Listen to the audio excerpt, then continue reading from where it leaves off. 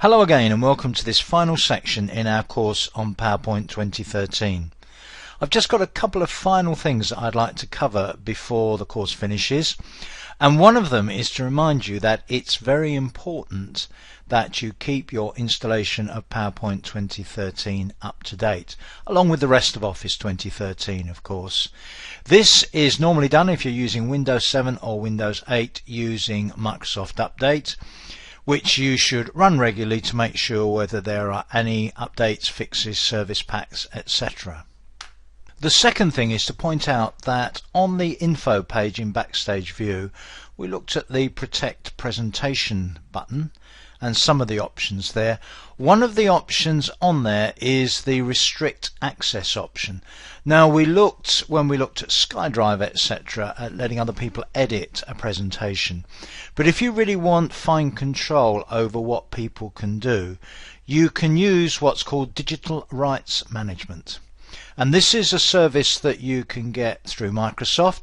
I believe they even offer a free trial of this service. It's outside the scope of this course, but if you need to get more specific restrictions on what people can do to your PowerPoint presentations, then Digital Rights Management is the way to go and something for you to investigate yourself.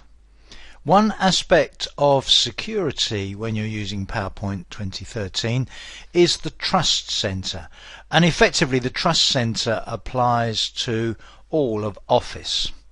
Now it's very important that you understand certainly some aspects of what the Trust Center does and what the settings affect, but if I go into the Trust Center settings, if I go to Protected View, one of the options that I've actually got enabled is that if you open a potentially dangerous file, which could be a potentially dangerous PowerPoint presentation, then what happens is it's opened in a mode which helps to minimize the potential harm to your computer.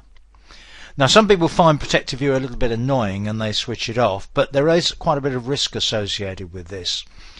If you open something from a source like just the internet, where it would be very straightforward for somebody to put a dangerous presentation there with some code inside it that might harm your computer, then what this setting will do is to open it in Protected View and warn you about that. Now if in fact the presentation was one that you knew was safe, friend or colleague had provided it to you and you knew there was no danger with it, you could then switch off Protected View in that particular case. But in general terms I think this is a very good setting to have switched on. Similarly, when it comes to having macros inside a PowerPoint presentation, they can also potentially do harm to your computer. And a setting like this one, disable all macros with notification, which basically means if you open a presentation that's got macros in it, PowerPoint 2013 will say, well, I've disabled these macros. Again, you can look at how safe you consider the presentation to be and decide whether to enable the macros or not. So I would suggest you spend some time looking at your Trust Center settings and making sure that you understand what they do. Some of them may well not be relevant to you, but many of them will be, and looking at some of the information available from Microsoft on any of them that you're not clear about.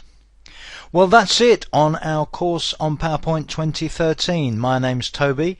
I hope you've enjoyed the course as much as I've enjoyed preparing it and delivering it to you, and I look forward to seeing you online again sometime soon.